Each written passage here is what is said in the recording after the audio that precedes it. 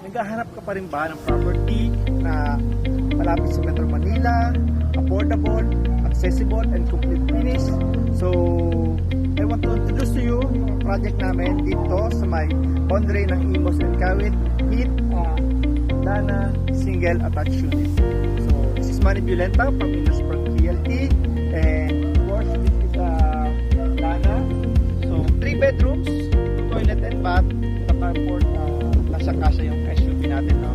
And this is a 72 square meter lot area and floor area of 88 square meter. So, ito siya. So, pasokan natin yung loob.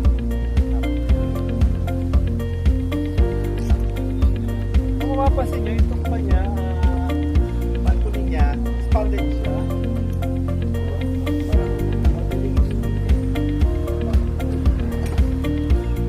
So, this is a open layout, no?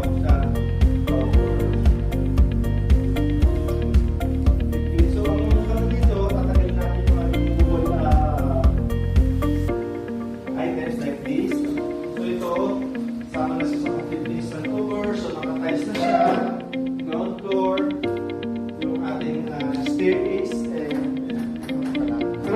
CR. So meron siya rito sa ilalim ng hagdan.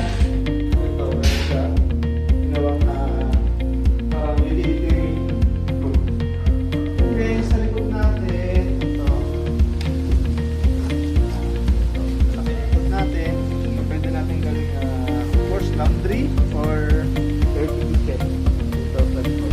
Ang property natin is nagbabarya sa lot area, inner unit or meron tayong corner, so mabali siya doon. So akit tayo sa taas. Again, this is the Dana model unit from sa Ito Books, located here sa may Kawit Cavite, boundary ng Kawit at Imus. So ito yung first bedroom niya.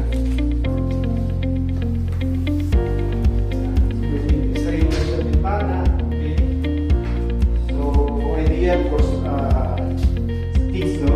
Example, dito, second room, so yung lang siya ng konti, and then meron din siya sa window.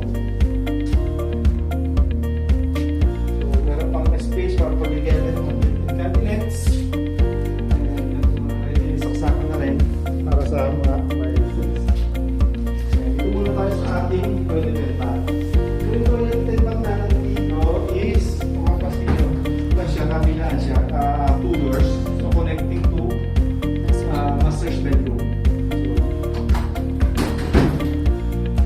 So ito yung pinaka main door papasok ng master's bedroom. So yung nakaharap yung master's bedroom, so yung nakaharap sa daan. Pero sinasabi ko kanina na two-way door. Mas malaking bintana dito sa master's bedroom. Sa may roadside, and then yung access dito sa may balcony. Ito yung pangit pa sa balcony.